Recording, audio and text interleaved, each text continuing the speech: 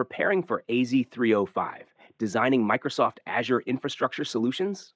This full mock test puts you through 58 practice questions covering all 4 exam domains, plus real-world case studies that trip up most candidates. I'll break down every answer with detailed explanations. Let's see if you're exam ready. Question 1. You are designing a solution to secure a company's Azure resources. The Azure environment is used by 10 teams. Each team manages a project and has a project manager, a virtual machine VM operator, developers, and contractors. Project managers must be able to manage everything except access and authentication for users. VM operators must be able to manage VMs, but not the virtual network or storage account to which they are connected. Developers and contractors must be able to manage storage accounts. You need to recommend roles for project managers. What should you recommend? Options: A, owner, B, contributor, C, reader, D, virtual machine contributor, E, storage account contributor. This question tests whether you know the practical difference between manage everything and manage access. It's asking you to map a business requirement, no user access management, directly onto a built-in Azure RBAC role. The key phrase is accept access and authentication. That single constraint eliminates any role with permission over Microsoft authorization. Correct answer: B. The built-in contributor role grants full read-write management rights over all Azure resource types, but it explicitly excludes the ability to grant access to others. It has no Microsoft.authorization//write permission. This exactly matches manage everything except access and authentication. Why the other options are wrong? Option A. Owner includes everything contributor has, plus the ability to assign RBAC roles, which violates the except access authentication constraint. Option C. Reader only allows viewing resources. Project managers need to actively manage projects, not just view them. Option D. Virtual machine contributor is scoped only to VM management and is intended for VM operators, not project managers. Option E. Storage account contributor is scoped only to storage accounts and is intended for developers, contractors, not project managers. Exam tip: contributor is do everything, owner do everything, plus handout keys. Question 2. A company plans to implement an HTTP-based API to support a web app. The web app allows customers to check the status of their orders. The API must meet the following requirements: implement Azure Functions, provide public read-only operations, do not allow write operations. You need to recommend configuration options. What should you recommend for authentication level? Options: A, anonymous, B, function, C, admin. This question is about Azure Functions HTTP trigger authorization levels, which control who can invoke an endpoint without additional app-level authentication. Since the API is public and read-only, the design decision is about removing friction for anonymous callers while keeping it safe because there are no write operations. Correct answer: A, anonymous. The anonymous authorization level allows any caller to invoke the function without a key, since the requirement is explicitly public read-only operations with no write access. No key-based gate is needed. Why the other options are wrong? Option B. Function level requires a function-specific key to call the endpoint, which would block the public, anonymous access the requirement calls for. Option C. Admin level requires the master host key intended for administrative operations, far too restrictive and risky to expose for a public read endpoint. Exam tip: public read-only API equals anonymous auth level. Question 3. Your company has migrated a number of on-premise workloads as is to an Azure subscription named Subscription 1. The usage of several business-critical applications has been drastically reduced over a period of time post-migration to Azure. Your administrator has worried that there is no change in Azure costs, though there is a drastic decrease in several applications' usage. What solution should you consider to find out the cost optimization opportunities in Subscription 1 as quickly as possible? Options: A. Check advisor recommendations in Azure Portal. B. Check usage statistics of individual Azure resources. C. Generate usage login web servers. D. Check cost analysis in Azure Portal. The scenario is a classic underutilized resource, no-cost trigger pattern. It's asking which built-in Azure tool proactively surfaces optimization opportunities rather than requiring you to manually dig through logs or usage stats. Speed, as quickly as possible, is the key qualifier. It points toward a tool that already does the analysis for you. Correct answer: A. Check Advisor recommendations in Azure Portal. Azure Advisor continuously analyzes resource configuration and usage telemetry and proactively surfaces cost optimization recommendations, e.g., resize or shut down underutilized VMs. It gives the fastest path to actionable findings without manual analysis. Why the other options are wrong. Option B, manually checking usage statistics per resource, does not scale across a subscription and is far slower than a built-in recommendation engine. Option C, web server usage logs don't provide Azure-level cost or right-sizing insight. Option D, cost analysis shows spend trends over time, but it does not proactively recommend right-sizing or optimization actions the way Advisor does. Exam tip, Advisor equals recommends. Cost analysis equals reports. Question 4. You are migrating business-critical applications to Microsoft Azure. The application owners are concerned about cyber attack risks that may happen in cloud environments against commonly used management ports. Your security administrator recommended to implement a solution to dynamically allow or block management ports. What solution you should consider in your design? Options: A. Azure Firewall. B. Network Security Groups, NSG. C. Just-in-time JIT access. D. Azure policy. This question is about reducing the attack surface on management ports, RDP SSH specifically, not general traffic filtering. It's asking for the feature that closes these ports by default and opens them only on a time-limited approved request. Correct answer, C.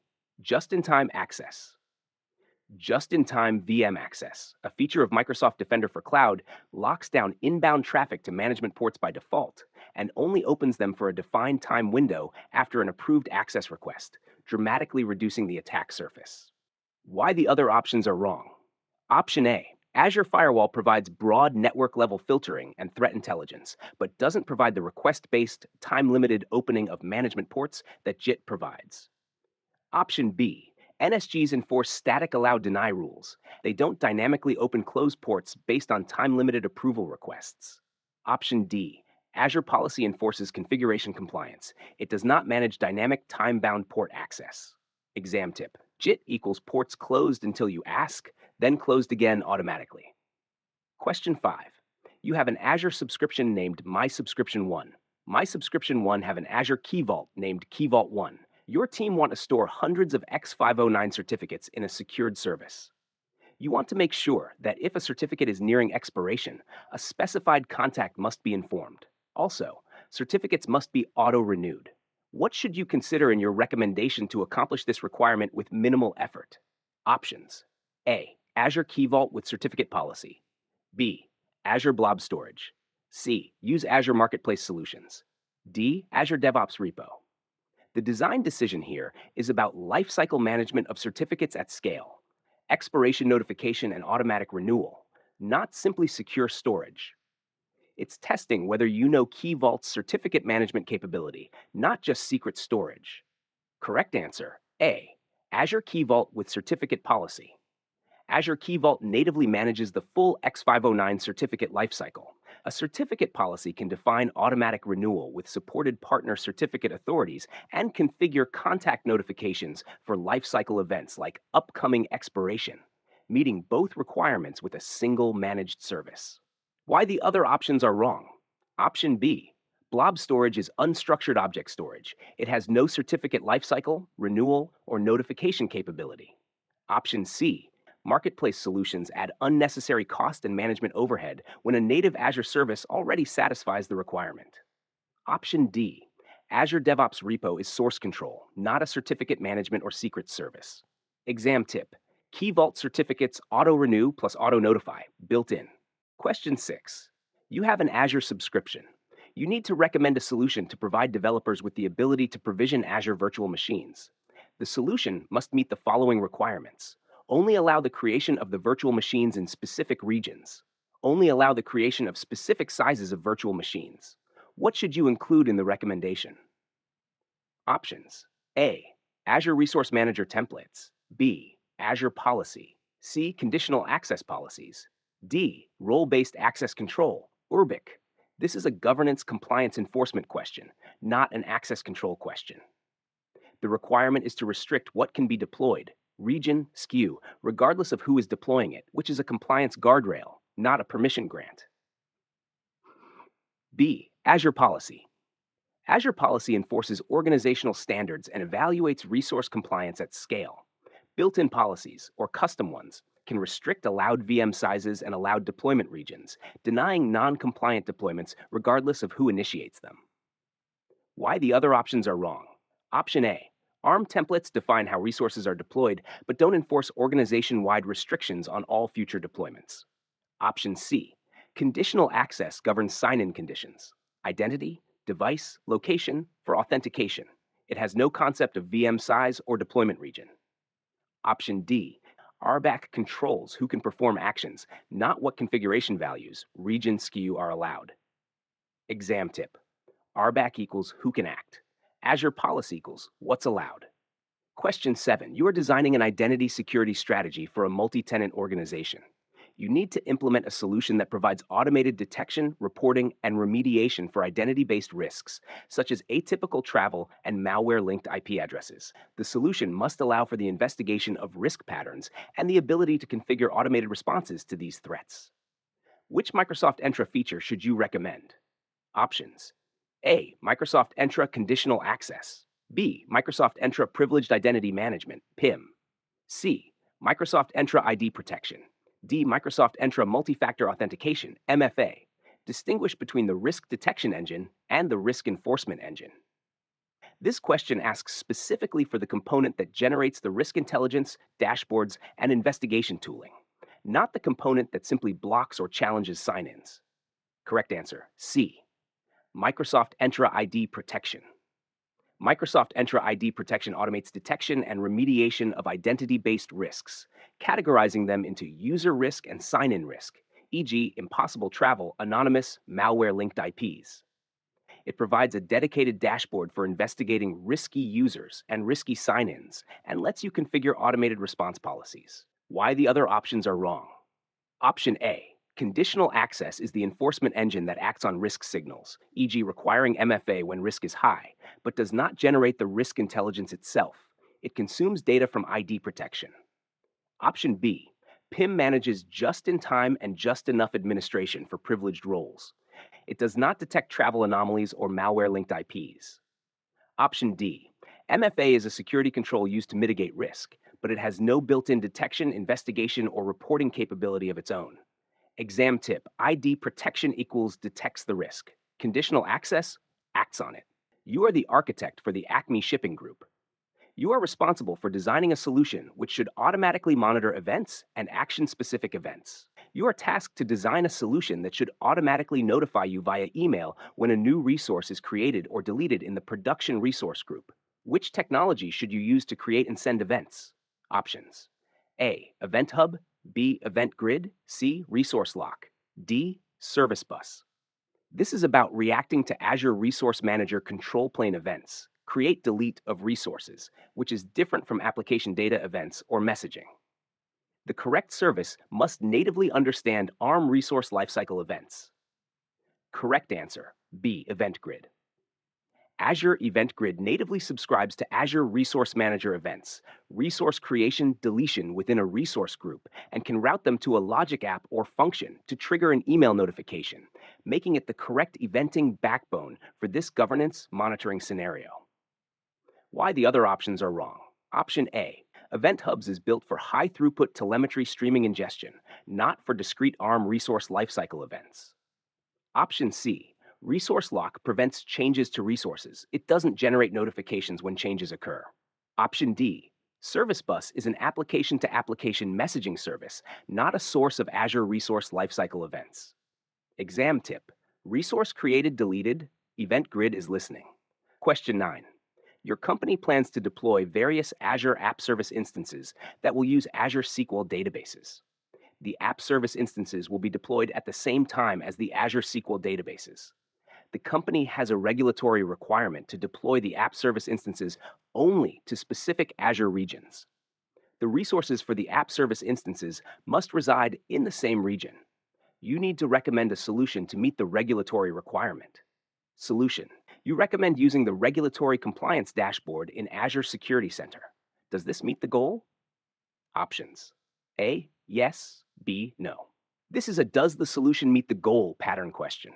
The goal is preventive enforcement of deployment region, not visibility into compliance status.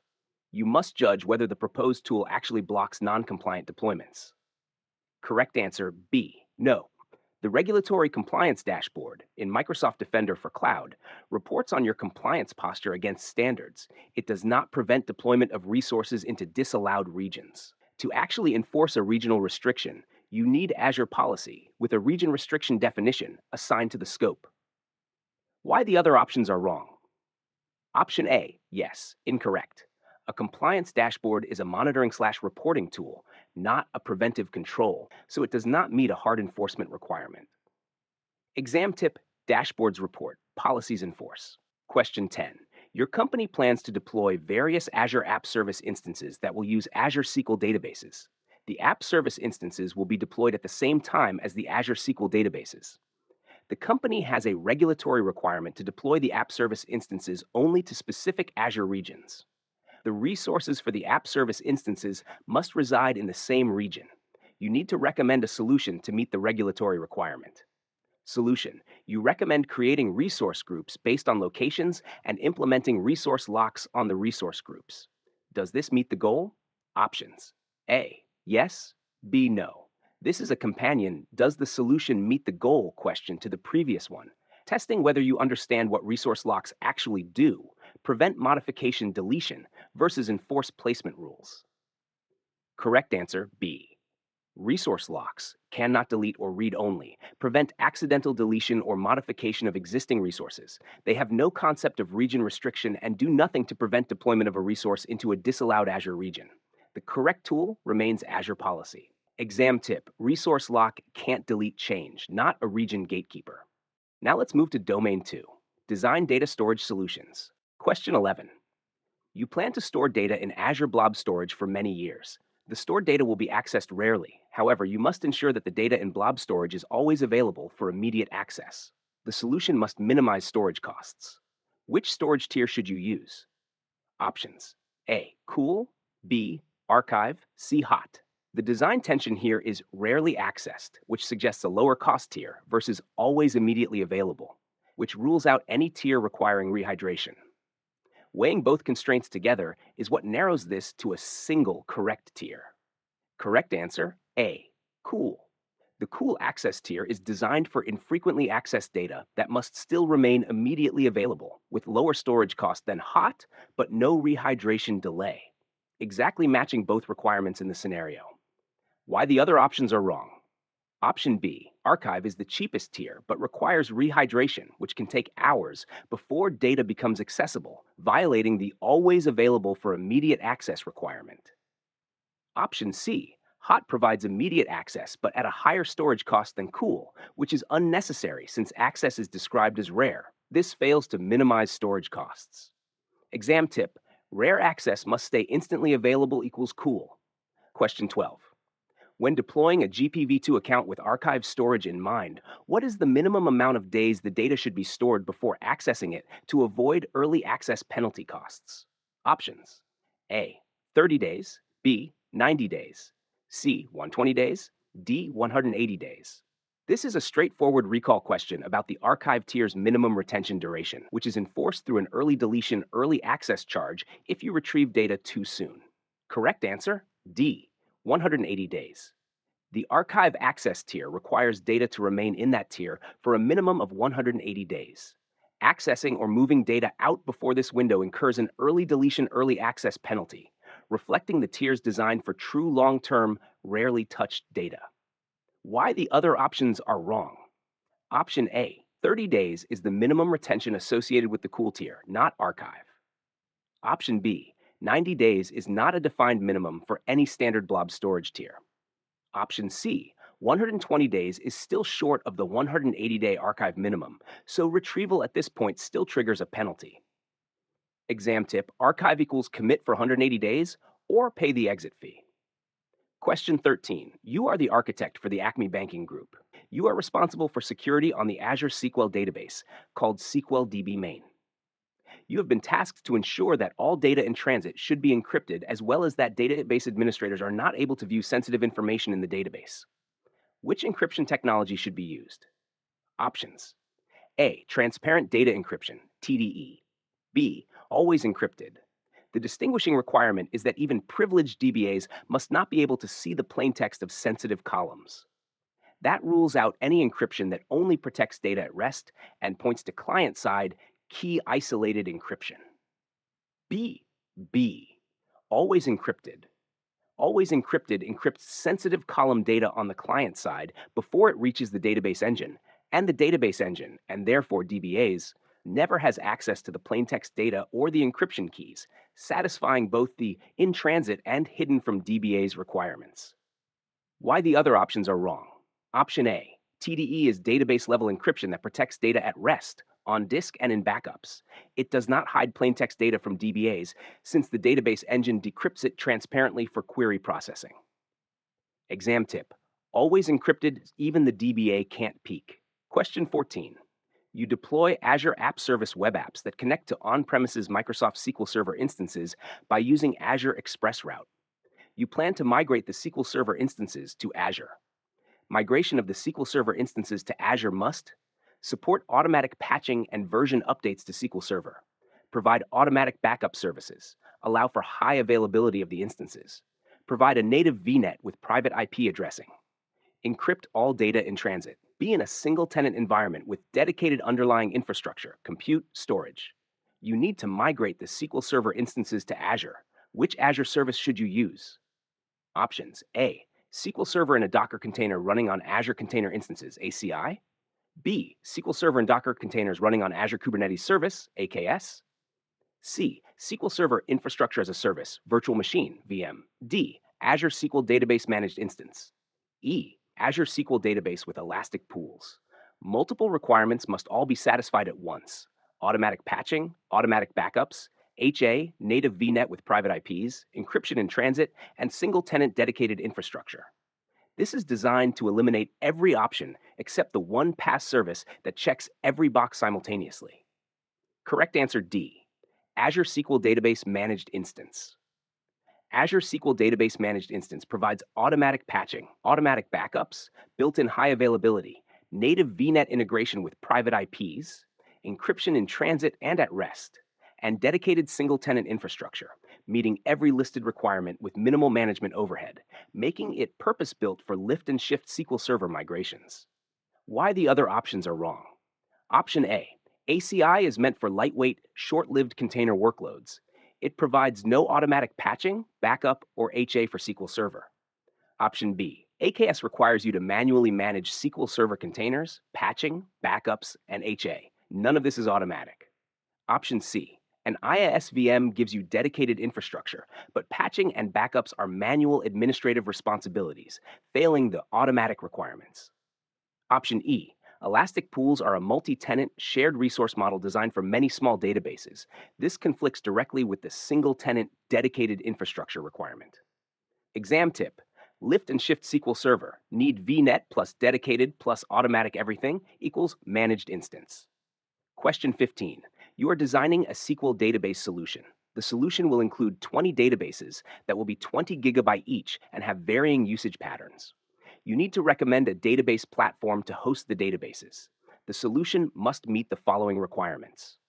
The compute resources allocated to the databases must scale dynamically. The solution must meet an SLA of 99.99% uptime. The solution must have reserved capacity. Compute charges must be minimized. What should you include in the recommendation? Options. A. 20 databases on a Microsoft SQL Server that runs on an Azure virtual machine in an availability set. B. 20 instances of Azure SQL Database Serverless. C. 20 databases on a Microsoft SQL Server that runs on an Azure virtual machine. D. An elastic pool that contains 20 Azure SQL databases. The key phrase is 20 databases, varying usage patterns, combined with a need to share and minimize compute cost. This is the textbook use case for pooling resources across many databases rather than provisioning each one independently. Correct answer, D. An elastic pool that contains 20 Azure SQL databases. Elastic pools let multiple databases with varying, unpredictable usage patterns share a fixed set of resources at a set price, dynamically allocating compute to whichever database needs it at a given moment. This minimizes overall compute charges compared to provisioning 20 databases independently, while still supporting a high SLA. Why the other options are wrong. Option A, running SQL Server on VMs, even in an availability set, requires you to manage OS SQL patching and manually size compute for each database, not dynamic, pooled scaling. Option B, serverless databases scale individually per database and pause when idle, but running 20 separate serverless databases does not share resources as efficiently as a pool for this many small, variably used databases. Option C, a single VM with 20 databases has no built-in HA and offers no dynamic per database scaling. It fails the 99.99% SLA requirement without additional configuration. Many small databases, unpredictable load equals elastic pool. Question 16. You are the architect for the Acme Shipping Group. You are responsible for designing a storage solution for a new application that requires to store a list of client details in Azure. The solution needs to enable the administrators to filter the client details. Which Azure storage service should you use? Options: A, Blob storage; B, file storage, see table storage; D, queue storage. This is about picking the right Azure storage abstraction for structured, filterable, key attribute data, not files, blobs, or messages. Correct answer, C, table storage. Table storage is a NoSQL key attribute store designed for structured, semi-structured data such as client records and supports querying filtering on properties, matching the requirement to filter client details. Why the other options are wrong. Option A, Blob storage stores unstructured objects, files, images, disks, and isn't designed for structured, filterable records. Option B, file storage provides SMB NFS file shares, not a structured, queryable data store. Option D, queue storage holds messages for asynchronous processing, not persistent, filterable client records. Exam tip, structured records you need to filter, table storage. Question 17. You are the architect for the Acme Shipping Group. You are responsible for designing a storage solution for a new application. The application requires storage that needs to be accessed frequently and must be available across several data centers. Which storage type should be used? Options: A, general purpose V1 with hot tier storage; B, general purpose V2 with archive tier storage; C, general purpose V2 with hot tier storage; D, general purpose V2 with cool tier storage. Two clues matter here. Accessed frequently points to the hot tier, and the fact that only GPv2 accounts support the modern access tier model at all. GPv1 is eliminated on that basis alone. Correct are C, general purpose V2 with hot tier storage. General purpose V2, GPv2, with the hot access tier is optimized for frequently accessed data. It's the default tier on a new GPv2 account. And, like all Azure storage accounts, is built on Microsoft's redundant infrastructure that can be configured for multi-datacenter durability, e.g. GRS, GZRS. Why the other options are wrong. Option A, GPv1 does not support the hot-cool archive access tier model at all. Option B, archive tier is for rarely accessed data with retrieval delays, the opposite of accessed frequently. Option D, cool tier is optimized for infrequently accessed data, not frequent access, and carries higher access transaction costs for this pattern. Exam tip, frequent access equals hot tier, and it must be a GPv2 account. Question 18. You are the architect for the Acme Shipping Group. You are responsible for designing a storage solution for a new application. The application should be able to store logs for up to 6 years and should be encrypted at rest. This solution should also serve as a replacement for on-premises tape storage while minimizing costs. Which storage type should be used? Options: A, general purpose V1 with cold tier storage; B, general purpose V2 with archive tier storage; C, general purpose V2 with cold tier storage; D, general purpose V1 with archive tier storage. Replacement for tape storage is the signal phrase pointing to the cheapest long-term retention tier. Combined with a 6-year hold period and cost minimization, this narrows to a specific GPv2 tier. Correct answer, B, general purpose V2 with archive tier storage. GPv2 with the archive tier offers the lowest storage cost of any Azure Blob tier and is explicitly positioned by Microsoft as a cloud replacement for offline tape storage, ideal for long-term 6-year log retention where retrieval is rare, all while data is encrypted at rest by default. Why the other options are wrong. Option A, GPv1 doesn't support access tiers, hot, cool, archive at all. Option C, cool tier on GPv2 is valid for infrequent access, but costs more than archive for long-term, rarely touched data. It doesn't minimize cost as well. Option D, GPv1 does not support the archive tier or any access tier model. Exam tip, long-term logs, tape replacement, minimize cost equals GPv2 archive. Question 19. You are designing a data protection strategy for Azure virtual machines. All the virtual machines use managed disks. You need to recommend a solution that meets the following requirements. The use of encryption keys is audited. All the data is encrypted at rest always. You manage the encryption keys, not Microsoft. What should you include in the recommendation? Options. A. BitLocker Drive Encryption, BitLocker. B. Azure Storage Service Encryption. C. Azure Disk Encryption D. Client-side encryption. The differentiating requirement is customer-managed keys with audit visibility into key usage.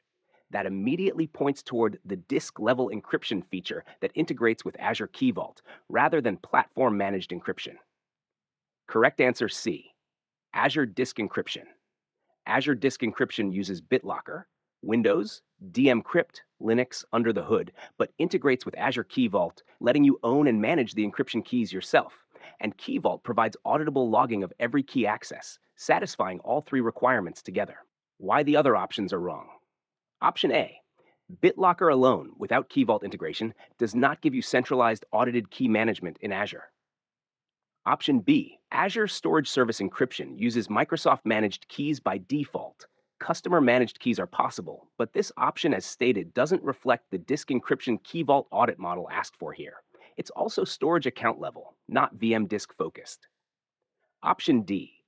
Client-side encryption is an application-level responsibility, adding significant operational overhead, and not a native managed VM disk encryption solution. Exam tip, you hold the keys and need an audit trail on a VM disk equals Azure Disk Encryption plus Key Vault. You plan to create a storage account and to save the files as shown in the following exhibit. To access the files, what should you modify? Options. A. Generate a snapshot. B. Modify the access tier. C. Modify the blob type. The question is really asking, the data is offline. How do you make it accessible again? Correct answer, B. Modify the access tier. Blobs in the archive tier are offline and cannot be read directly. To regain access, you must rehydrate the access tier to hot or cool, which can take several hours depending on the chosen rehydration priority. Why the other options are wrong. Option A. Generating a snapshot creates a read-only point-in-time copy of a blob's current state. It does not make an archive tier blob accessible. Option C. Blob type, block append page, refers to the internal blob structure and has nothing to do with tier-based accessibility. Exam tip, archive tier equals offline. Rehydrate by changing the tier. Now let's move to Domain 3, Design Business Continuity Solutions. Question 21. Your company is planning to implement the business continuity and disaster recovery for a 3-tier application, which is deployed into 3 virtual machines, front-end, middleware, and back-end, in the company's on-premises data center. In the event of a disaster, the application must be able to run from Azure. You are defining recovery plan. Which of the below is the correct order to start the virtual machines after failover? Options. A. Front-end, middleware, and back-end. B. Back-end, middleware, and front-end. C. Middleware, front-end, and back-end. D. Middleware, back-end, and front-end. This is about dependency ordering in an Azure Site recovery plan. Each tier depends on the one below it being available first, so failover must respect that dependency chain. Correct answer, B. Back-end, middleware, and front-end. In a recovery plan, machines should start in dependency order.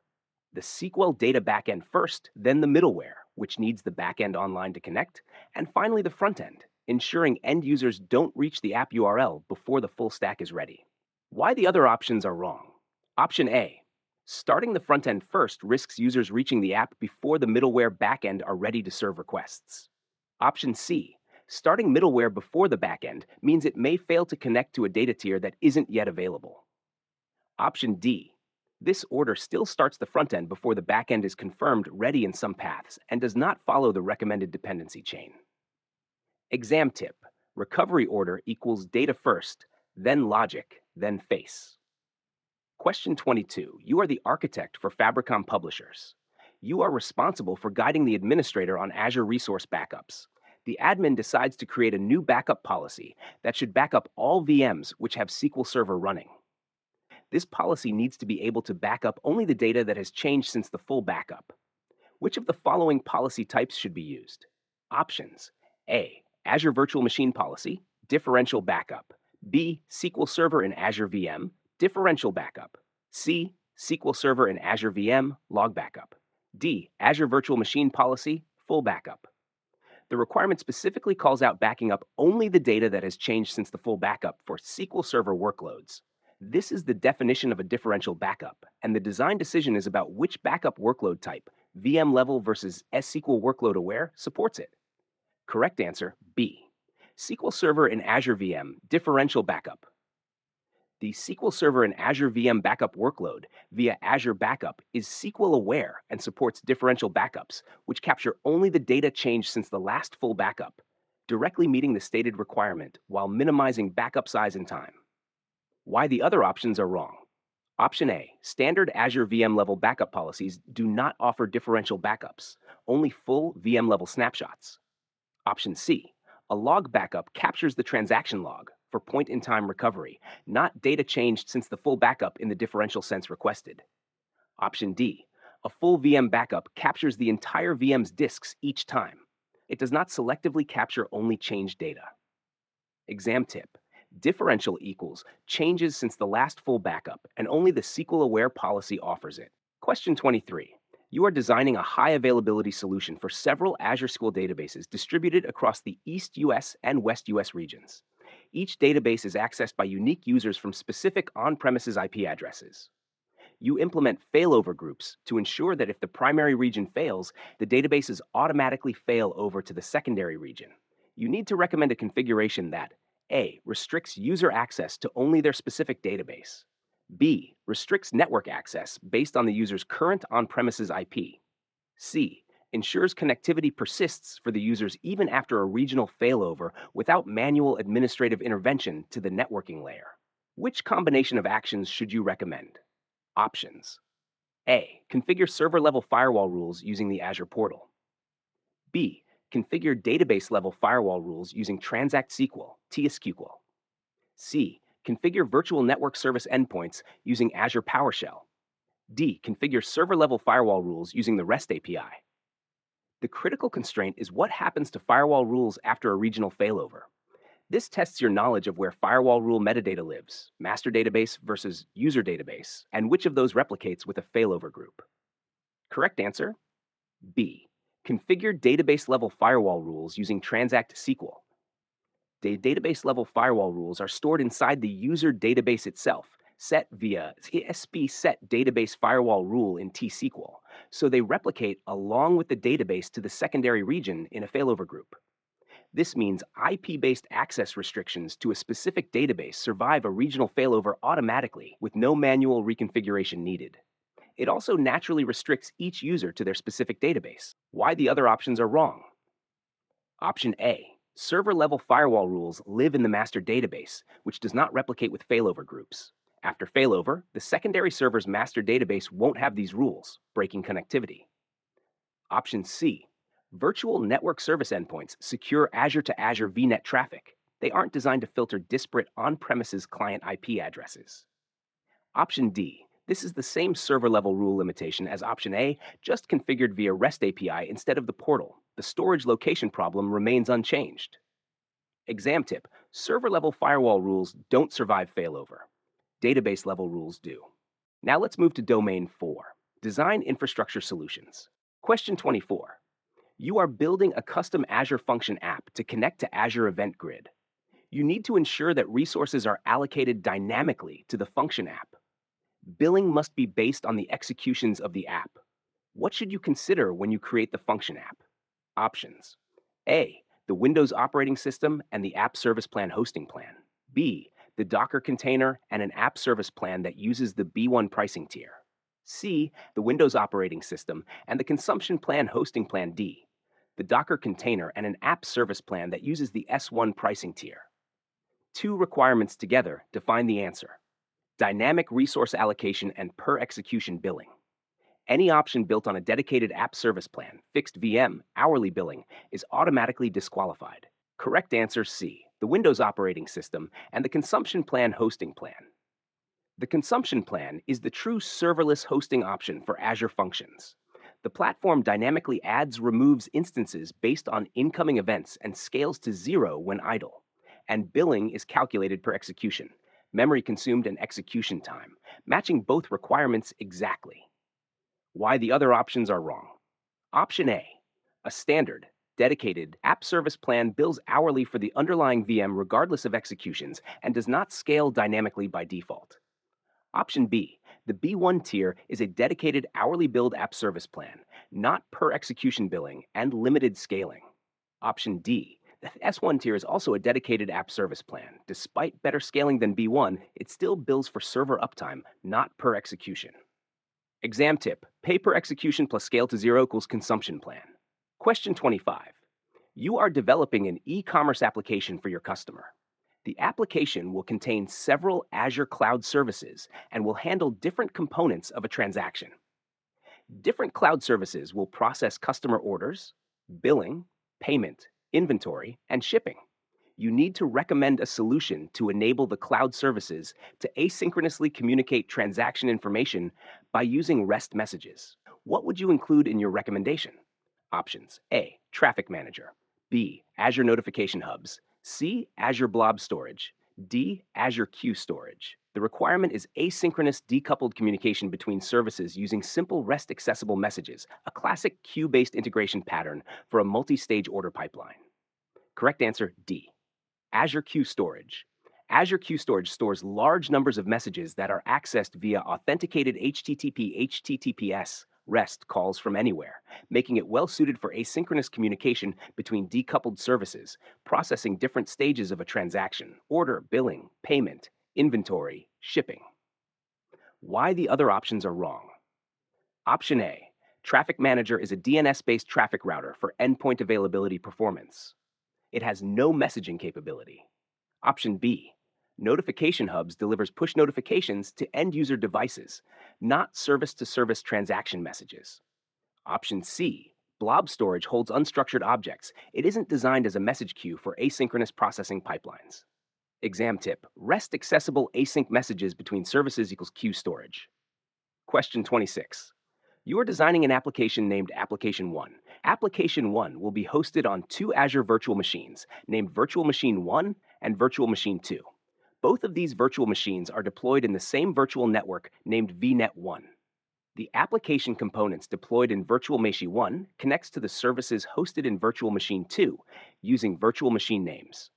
Which domain name resolution methods can be used to resolve domain names to internal IP addresses? Select all that apply.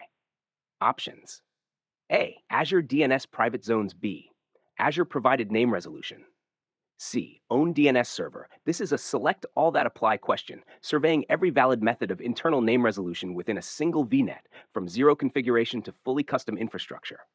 Correct answer: A, Azure DNS Private Zones. B, Azure Provided Name Resolution. C, Own DNS Server.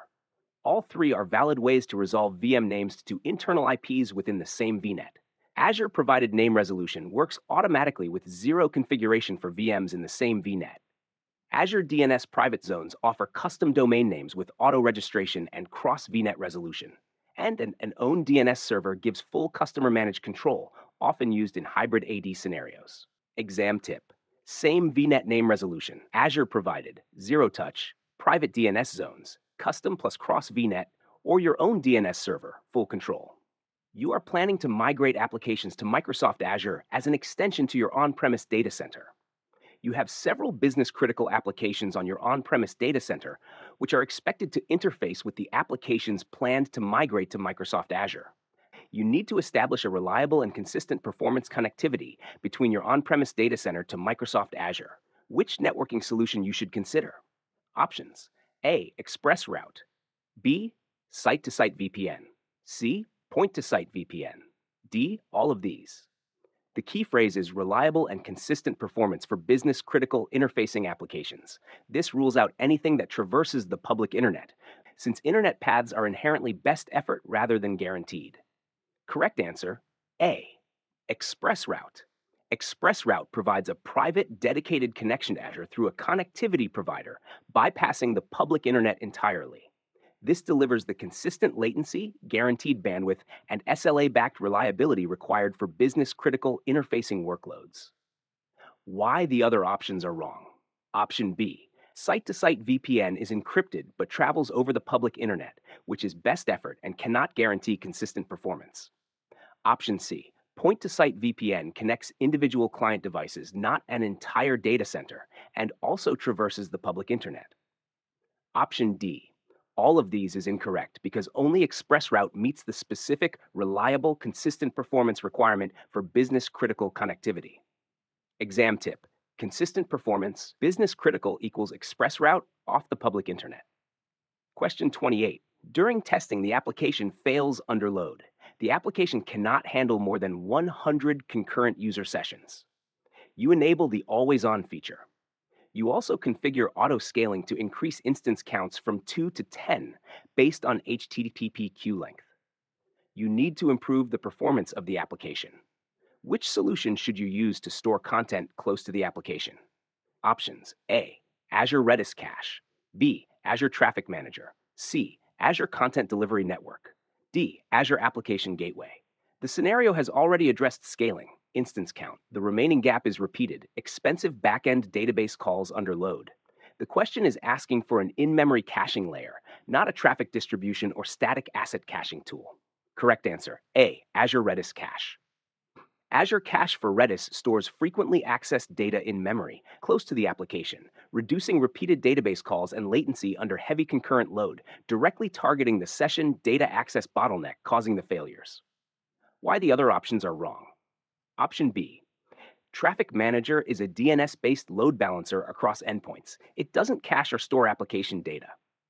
Option C. CDN caches static content, images, scripts, video at edge locations. It doesn't address dynamic session or application data caching. Option D. Application Gateway is a Layer 7 load balancer with WAF SSL offload features. It does not provide in-memory data caching. Exam tip. In-memory data close to the app under load equals Redis cache. Question 29. You are designing a new application for your customer. One component of the application performs image processing. The image processing component must run every hour. During times that the image processing application is not running, it should not be consuming any Azure compute resources. You need to ensure that the image processing application runs correctly every hour. Solution: create an Azure function in consumption plan to run the image processing component every hour. Does the solution meet the goal? Options: A. Yes. B. No. Does the solution meet the goal? Question tests whether you recognize that a consumption plan function scales to 0 and consumes no compute resources between scheduled, timer-triggered executions. On the consumption plan, Azure Functions instances are dynamically added and removed based on incoming events, including a timer trigger for hourly runs, and you are billed only for compute while the function executes, meeting both the runs every hour and no compute consumed when idle requirements. Why the other options are wrong. Option B, no, incorrect. A timer-triggered function app on the consumption plan is a standard, fully supported pattern for exactly this kind of scheduled scale-to-0 workload. Exam tip. Scheduled work, 0 cost when idle equals consumption plan function with a timer trigger. File site, turn file wheel. Question 30. You are an architect for the Acme Banking Group. Your company makes use of Microsoft Teams as a communication tool. Every time a new user joins the company, HR manually creates a new post welcoming the users. You are tasked to automate this process by implementing a low-cost solution without having to write code for the solution to work. What technology should you implement based on the requirements? Options: A. Function app. B. Logic app. C. Event grid. D. Service bus. The key constraint is without having to write code. That single phrase eliminates any code-first compute service and points to the low-code, connector-based workflow orchestrator. Correct answer: B. App. Azure Logic Apps provides a visual, low-code workflow designer with a built-in Microsoft Teams connector, allowing you to automate a post-a-welcome message workflow triggered by a new user event with no custom code required. Why the other options are wrong. Option A. Function apps are code-first compute. They require writing code, violating the stated requirement. Option C, event grid routes events between services, but doesn't itself orchestrate a workflow or post messages to teams. Option D, Service Bus is a decoupled messaging service for application integration, not a no-code workflow orchestration tool for posting to teams. Exam tip, no-code workflow automation equals logic apps. Question 31. You are designing a virtual machine that will run Microsoft SQL Server and will contain two data disks. The first data disk will store log files, and the second data disk will store data. Both disks are P40 managed disks. You need to recommend a caching policy for each disk. The policy must provide the best overall performance for the virtual machine while preserving integrity of the SQL data and logs. Which caching policy should you recommend for each disk? Options: A. Log none. Data, read only. B. Log read only, read only. C. Log read write data, read write. This is about matching the Azure Premium Storage caching policy to the I/O pattern of each disk type. Log files are almost purely sequential writes, while data files benefit heavily from cached reads. Correct answer: A. Log none. Microsoft's guidance for SQL Server on premium storage is to set read-only caching on the data disk, fast reads from cache speed-up queries, and free up throughput for backups like index rebuilds, and none caching on the log disk. Log files are write-heavy and gain no benefit from read caching, while read-write caching risks data integrity for write-heavy transactional workloads. Why the other options are wrong. Option B. Read-only caching on the log disk provides no benefit for write-heavy log I/O and is not the Microsoft recommended configuration. Option C. Read-write caching on either disk risks data integrity for SQL Server data log files, since write-back caching is not considered safe for these disk types. Exam tip: SQL on premium storage, data equals read-only, log equals none. Question 32. You are the architect for Fabricum publishers. You need to guide the administrator on exporting all the data which is currently in the FabProd storage account to your on-premises backup server, which is around 70 terabytes in size. The on-premises environment has 200 Mbps internet speed. You need to have the data backed up within the next 30 days. Which is the fastest, most reliable, and secure way to get the data to your on-premises backup server? Options: A. Storage Explorer. Web. B. Storage Explorer Application C. DataBox Offline Transfer. D. DataBox Online Transfer. Run the math. At 200 Mbps, transferring 70 telebytes over the internet would take far longer than 30 days. Whenever bandwidth math makes an online transfer infeasible, the design decision shifts to a physical offline shipping device. Correct answer: C. DataBox Offline Transfer. Azure DataBox Offline Transfer is a physical appliance used to move large volumes of data, tens of TB, to or from Azure when network bandwidth and time are limited. Exactly the scenario here, where the internet link alone cannot meet the 30-day deadline reliably. Why the other options are wrong. Option A. Storage Explorer Web is suited for smaller file transfers over HTTPS, not 70 TB, within a tight bandwidth-constrained window. Option B. Storage Explorer application is more capable than the web version, but is still bound by the same 200 Mbps link, making the 30-day target unreliable. Option D. DataBox Online Transfer still relies on the network link between on-premises and Azure. It doesn't solve the same bandwidth time constraint that offline shipping solves. Exam tip: big data, slow pipe, tight deadline equals ship a data box. Question 33. You are the architect for the Acme Shipping Group. You are responsible for designing a messaging system that will be used when users purchase goods. As such, the messaging system needs to be reliable. Which of the following technologies would be the best fit for the design? Options: A. Event Hub. B. Notification Hub. C. Event Grid. D. Service Bus. The keyword is reliable for transactional application-to-application messaging purchases. This points to the enterprise messaging service with guaranteed delivery features: ordering, dead lettering, duplicate detection, not high-throughput telemetry or push notifications. Correct answer: D. Service Bus. Service Bus is Azure's enterprise messaging service designed for reliable application-to-application communication, offering features like guaranteed ordering, duplicate detection, and dead lettering. Well suited for a purchase transaction messaging system where reliability is paramount. Why the other options are wrong. Option A. Event Hubs is designed to ingest millions of events per second for streaming telemetry, not reliable transactional messaging. Option B, Notification Hub sends push notifications to end-user devices, not internal application messaging. Option C, Event Grid routes discrete events between services for reactive processing. It isn't built for guaranteed, ordered transactional messaging. Exam tip, reliable transactional messaging between apps equals service bus. Question 34. You are designing a microservices architecture that will support a web application. The solution must meet the following requirements. Allow independent upgrades to each microservice. Deploy the solution on-premises and to Azure. Set policies for performing automatic repairs to the microservices. Support low latency and hyperscale operations. You need to recommend a technology. Options: A, Azure Container Instance. B, Azure Virtual Machine Scale Set. C, Azure Service Fabric. D, Azure Logic App. The requirement for hybrid deployment on-premises and Azure, independent microservice versioning, and automated self-healing rules out any Azure-only PaaS service and points to a portable distributed systems platform.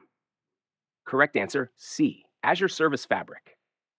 Azure Service Fabric is a distributed systems platform purpose-built to package, deploy, and manage scalable, reliable microservices and containers. Clusters can run on-premises on Windows Server or Linux and in Azure or other clouds, and Service Fabric supports independent service upgrades, health-based automatic repairs, and stateful, low-latency, hyperscale workloads. Why the other options are wrong. Option A. Azure Container Instances runs isolated containers without built-in cluster orchestration, versioned rolling upgrades, or health-based auto-repair across microservices. Option B. VM scale sets provide VM-level auto-scaling, but no native microservices orchestration, independent service upgrades, or hybrid on-premises Azure portability. Option D. Logic Apps is a workflow orchestration service, not a microservices hosting deployment platform. Exam tip, hybrid on-prem plus Azure, microservices with self-healing equals Service Fabric. Case Study Questions Overview. Preparation Labs Limited is a US-based financial services company that has a main office in New York, a branch office in San Francisco. Existing environment, payment processing system. Preparation Labs hosts a business-critical payment processing system in its New York data center. System architecture, front-end web application, middle-tier web API, back-end data store implemented as Microsoft SQL Server 2014. Operating systems. All servers run Windows Server 2012 R2. Application details, front-end and middle tier hosted using Microsoft Internet Information Services, IIS. Application code written in C# and ASP.NET. Middle tier API uses Entity Framework to communicate with SQL Server. Database maintenance performed using SQL Server agent jobs. Database details, current size 2 TB, maximum expected size 3 TB compliance requirements. The payment processing system must meet the following compliance requirements. Encrypt data in transit and at rest. Only the front-end and middle-tier components can access encryption keys. Maintain backups in 2 separate physical locations at least 200 miles apart. Retain backups for up to 7 years. Support blocking inbound and outbound traffic by source IP address, destination IP address, port number. Collect Windows security logs from all middle-tier servers. Retain logs for 7 years. Inspect inbound and outbound traffic from the front-end tier using highly available network appliances. Allow access to all tiers only from the internal Preparation Labs network. Backup strategy. Tape backups configured using on-premises Microsoft System Center Data Protection Manager, DPM. Tapes shipped off-site for long-term storage. Existing environment, historical transaction query system. Preparation Labs recently migrated a business-critical workload to Azure. System details, .NET Web Service querying historical transaction data, data stored in Azure Table Storage. Client application runs on computers in the New York office. Data size, 50 gigabytes. Data growth, not expected to increase existing environment. Current issues. The IT team has identified the following issue. Poor performance in the historical transaction query system. Queries frequently cause table scans. Requirements. Plan changes. Preparation Labs plans to migrate the payment processing system to Azure, migrate historical transaction data to Azure Cosmos DB to resolve performance issues. Requirements. Migration requirements. General migration requirements. Infrastructure services must remain available during regional or data center failures. Failover must occur automatically without administrative intervention. Prefer Azure Managed Services to reduce management overhead. Minimize costs whenever possible. Payment processing system requirements. System must remain available during data center failures without manual intervention. Front-end and middle tier must continue operating without additional configuration. Automatically scale compute nodes based on CPU utilization. Each tier must meet a 99.99% SLA. Minimize effort to modify the middle tier API and backend tier. Support grouping and joining tables on encrypted columns. Generate alerts for unauthorized login attempts on middle tier virtual machines. Preserve existing compliance status. Host the middle tier on a virtual machine. Historical transaction query system requirements. Minimize on-premises infrastructure usage. Minimize changes to the .NET web service. Reduce frequency of table scans. Ensure high availability during regional failures without administrative intervention. Information security requirements. Identity management must use Active Directory. Password hashes must remain on premises. All access must rely on Active Directory credentials. Suspicious authentication attempts must automatically trigger multi-factor authentication. You need to recommend a disaster recovery solution for the back-end tier of the payment processing system. What should you include in the recommendation? Options. A. Always-on failover cluster instances. B. Active geo-replication. C. Azure Site Recovery D, an auto-failover group. Now, before moving to the answer, let's understand the whole architecture and this case study. They are a financial services company migrating a business-critical payment processing system to Azure. In this industry, an hour of downtime translates directly to lost revenue and severe regulatory scrutiny. The core problem is choosing the right disaster recovery option for their back-end database. Microsoft gives options that sound nearly identical, like active geo-replication and auto-failover groups. And if you don't understand the mechanical differences, you will confidently choose the wrong one. Preparation Labs currently runs their entire payment system out of a single physical data center in New York. Worse, their infrastructure relies on Windows Server 2012 R2, an operating system well past mainstream support. One localized power outage or flood takes their entire business offline. This migration is driven by business survival and strict risk mitigation. They need resilience and scalability, not a trendy technology upgrade. This diagram maps out their existing ASYS environment. It relies on a classic three-tier architecture: a front-end web app, a middle-tier API, and a back-end data store. Because everything runs on that unsupported Windows Server OS, a simple lift and shift approach is a liability. The architecture requires a shift toward platform as a service or modernized IaaS. Looking closely at the application layer, the middle-tier API uses Entity Framework to communicate with SQL Server. That tight coupling dictates our database migration targets. Furthermore, the database is currently 2 TB and actively growing to 3, which eliminates any data store with hard size caps and restricts our tiering options. Their existing maintenance logic relies entirely on SQL Server agent jobs. Moving to an Azure SQL database means that feature is no longer available. You have to account for that loss by implementing Elastic Jobs to handle automated maintenance in a POS environment. Next, we map out their financial compliance rules. The requirement that only the front end and middle tier can access encryption keys points directly to always encrypted. The mandate for backup stored 200 meters away maps to geo-redundant storage. Finally, strict internal-only access and traffic blocking require network security groups and private endpoints. You have to identify every single legacy constraint and compliance rule before you look at the answers. On the exam, missing one of these details guarantees you will select an invalid target architecture. Before addressing the payment system, we have to fix their historical transaction database. The current setup suffers from massive table scans. Migrating this data to Azure Cosmos DB eliminates those scans by providing flexible, automatic indexing across all properties by default. Let's build the new target architecture for the payment system from the top down. The case study explicitly states the middle tier must be hosted on virtual machines that eliminates app services. To guarantee high availability, we place virtual machine scale sets behind a load balancer and distribute them across availability zones. Beneath that middle tier sits the back-end Azure SQL database. The exam specifically requires this layer to survive a regional failure and execute a geo failover entirely automatically. Zero administrative intervention is allowed. We complete the design by layering in the peripheral services. We attach GR redundant storage for backups, Azure AD connect with pass-row authentication to keep password hashes on premises, and log analytics to enforce their mandatory 7-year security log retention. The case study instructs you to prefer managed services. This is a specific exam code phrase. Microsoft uses it to explicitly direct you away from complex infrastructure as a service solutions whenever a PaaS equivalent exists. The resulting architecture balances the strict requirement for middle-tier virtual machines with a highly resilient, low-overhead PaaS design for the database and surrounding services.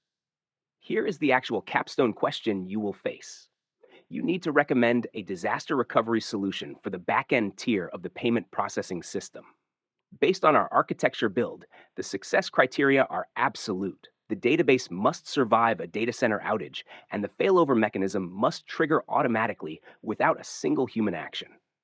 Looking at this matrix of our 4 choices, option A is always on failover cluster instances. This requires you to deploy SQL Server on VMs and manage the clustering infrastructure yourself. It is a valid DR tool, but it violates the prefer managed services rule. We can cross it out. Option B is active georelocation. While it effectively copies your data to another region, it has a fatal flaw for this scenario. The failover process must be initiated manually by an administrator or a custom script. It fails the zero intervention requirement. Option C is Azure Site Recovery.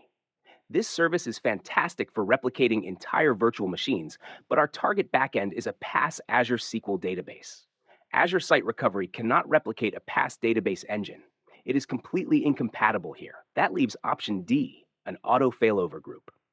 This abstraction layer wraps around active geo-replication and applies an automated policy trigger.